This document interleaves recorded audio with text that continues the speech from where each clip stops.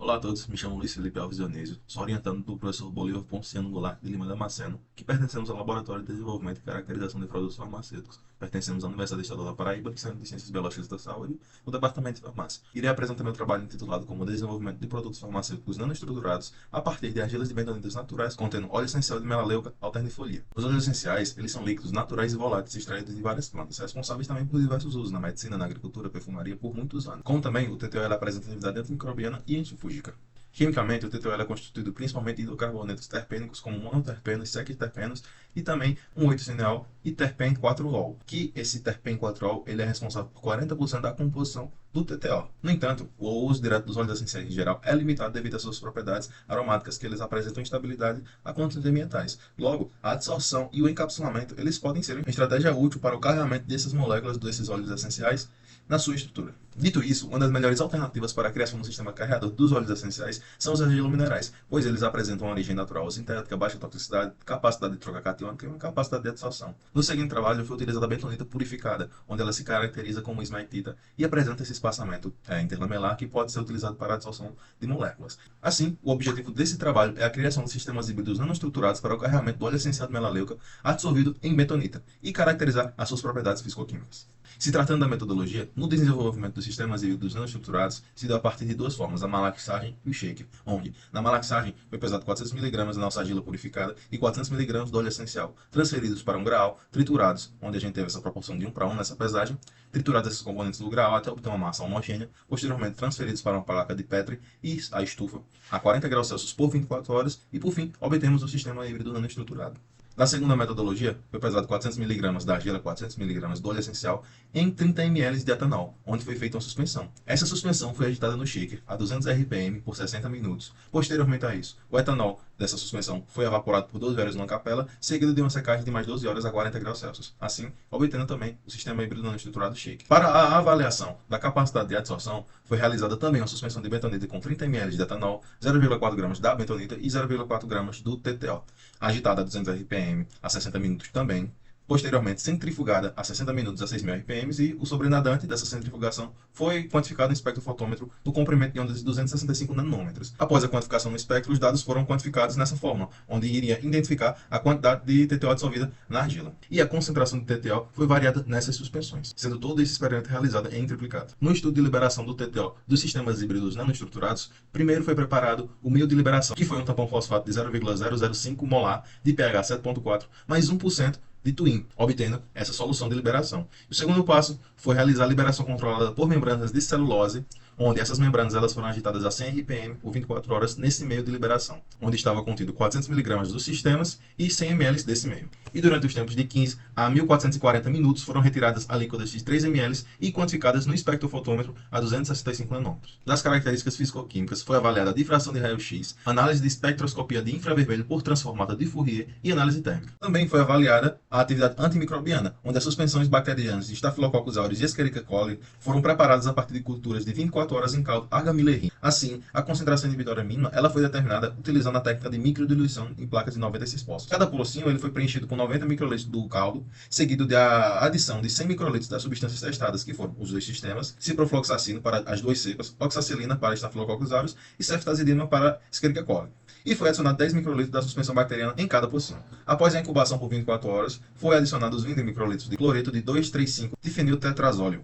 Partindo para os resultados, nós observamos primeiramente a avaliação da absorção do TTO na bentonita, onde o que é a quantidade de fármaco absorvida na bentonita e o CE é a concentração em equilíbrio. Assim, a gente vai avaliar que o gráfico, com todos os pontos, mostrou um comportamento mais complexo de adsorção, porque apresentou múltiplos picos e quedas. Assim, atingiu um valor máximo de adsorção de 0,0393 mg por gramas a partir da concentração inicial de 0,7 mg por ml. Esse comportamento complexo ele pode indicar a presença de diferentes mecanismos de adsorção ou a alteração parcial de alguns sítios de adsorção. Como primeiro mecanismo, os vários componentes do óleo essencial eles podem competir por os sítios de adsorção na superfície da bentonita. Assim, eles vão variar a quantidade absorvida, principalmente em altas concentrações. Por a bentonita também ela possui uma superfície heterogênea com diferentes sítios de adsorção. Alguns sítios eles podem ter maior afinidade pelo óleo essencial do que outros. Isso pode também resultar em oscilações nos picos do gráfico de adsorção. Também, como outro mecanismo, pode ser explicado os sítios de alta e baixa energia, onde os primeiros sítios a serem preenchidos são os de alta energia, que são locais específicos na superfície do adsolvente, onde a interação mais forte entre adsorvato, devido à presença de grupos funcionais específicos na superfície da bentonita, como hidroxilas, ou interações de forças iônicas. Assim, a energia necessária para dissolver uma molécula nesses sítios é menor do que em um sítio de energia mais baixa, resultando em um aumento do que é mais rápido. E em sítios de baixa energia, tem uma menor afinidade pelo absorvado, obtendo uma diminuição no QE. E à medida também que a concentração do óleo essencial ele aumenta, os sítios de adsorção da bentonita podem começar a se saturar. Assim, a adsorção pode passar de camadas mononuclear para camadas múltiplas, que ocorre após a saturação dos sítios de alta energia na superfície do absorvente. Assim, as moléculas adicionais começam a se adsorver sobre as outras moléculas já dissolvidas, e assim formando uma segunda camada, que também pode causar flutuações no QE. Se tratando dos estudos de liberação de sistemas híbridos, no gráfico nós percebemos que para a malaxagem teve uma liberação rápida em 15 minutos de 15,29%, uma liberação acumulada em 360 minutos de 54,63% do óleo liberado, e após os 1.440 minutos obtivemos uma liberação de 95,61%, que no shaker tivemos uma liberação rápida em 15 minutos de 3%, uma liberação acumulada em 360 minutos de 43,41%, e após os 1.440 minutos obtivemos uma liberação de 94,27% no shaker. Assim, vemos uma curva característica de uma liberação prolongada. O método malaxagem ele proporciona uma liberação mais rápida do TTO, especialmente nas fases iniciais, o que pode ser vantajoso para aplicações que requerem uma rápida biodisponibilidade desse óleo essencial. Contudo, no shaker, ele também mostrou uma liberação eficiente, sugerindo que ambas as metodologias elas podem ser aplicadas dependendo da necessidade que tem da aplicação. Se tratando da difatometria de raio-x, os dados apresentaram picos característicos do materiais, como o pico da moronita em 2 θ igual a 6,02 e 2 θ igual a 19,84, caulitina em 2 θ igual a 12,38 e quartzo igual a 26,8, mas em pouca quantidade, pois estamos tratando de um material que foi uma argila purificada, né?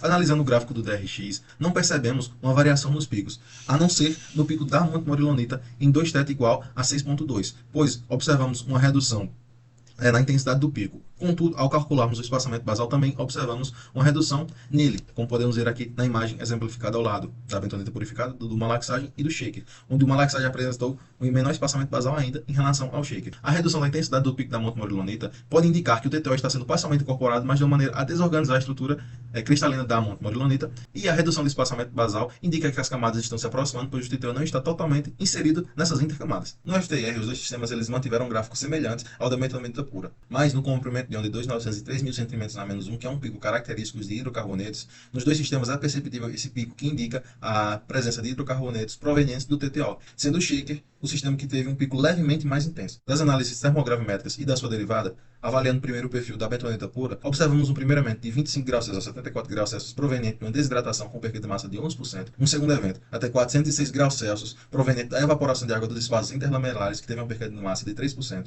um terceiro evento que ocorreu de 407 graus Celsius a 498 graus Celsius, indicativo de uma desidroxilação com perda de massa de 5%, e um quarto evento que é acima de 600 graus Celsius onde a bentonita apresentou uma instabilidade térmica. Se tratando do sistema híbrido de malaxagem, observamos um primeiro evento em 25 graus Celsius até 79 graus Celsius, que indica uma desidratação e volatilização do óleo essencial com perda de massa de 9%, um segundo evento de 80 graus Celsius a 280 graus Celsius da evaporação da água e do TTO nos espaços interlamelares, tendo uma perda de 4%, um terceiro evento de 421 graus Celsius a 503 graus Celsius indica uma desidroxilação influenciada pelo TTO, que teve uma perda de massa maior de 6%, e acima de 600 graus Celsius observamos flutuações na curva do DTG, que é indicativo de resíduos orgânicos ainda nessa região.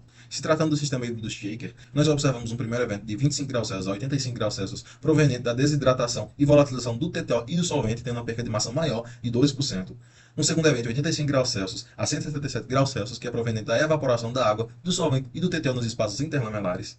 Um terceiro evento em 431 graus Celsius a 493 graus Celsius, que é indicativo da desidroxilação, só que foi pouco influenciada pelo TTO, tendo uma perda de massa de apenas 4%, e um quarto evento acima de 600 graus Celsius, que não apresenta eventos significativos. Da avaliação da atividade antimicrobiana, não foi observada atividade antimicrobiana significativa, indicando que a concentração de inibição para ambos os micro-organismos não foi atingida, e o plaqueamento confirma o crescimento bacteriano em ambos os casos. Assim, podemos concluir que foram criados sistemas híbridos nanoestruturados usando o TTO e ABT com capacidade de adsorção de 0,0393 mg por gramas. As metodologias de malaxagem e agitação produziram características físico-químicas distintas, com a malaxagem indicando uma maior adsorção do TTO. A análise térmica, juntamente com o DRX e o FTR, confirmou a presença do TTO nos intestinos da bentonita e a preservação da sua estrutura. A malaxagem proporcionou a liberação inicial mais rápida do que o TTO, mas ambos atingiram a liberação final semelhante.